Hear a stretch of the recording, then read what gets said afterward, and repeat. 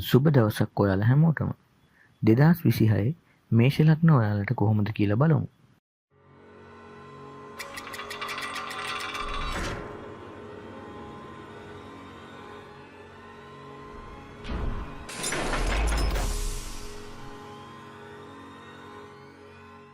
දෙදස් විසිහය කියන්නේ මේෂ ලග්න ඔයාලට බොහොමත්ම සතුටුදායක වර්ෂයක් විදිහට පවසන්න පුළුවන්.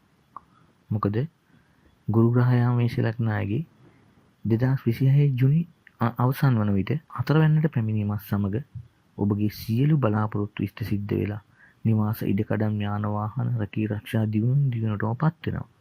ඒ වගේම තමන් බලාපොරොත්තුෙන් හිටියනම් විදේශගත වෙන්න ඒ සිහින සැබෑ වෙනවා. ඒ වගේම අතමිට සරු වෙනවා.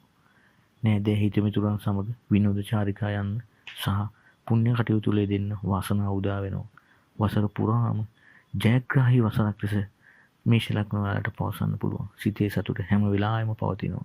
ඉතින් ඔන්න කාලයකට පස්සේ 2026 කියන්නේ මේෂ ලග්න වලට ගොඩාක් සුබ වර්ෂයක් විදිහට පවසන්න ඕන.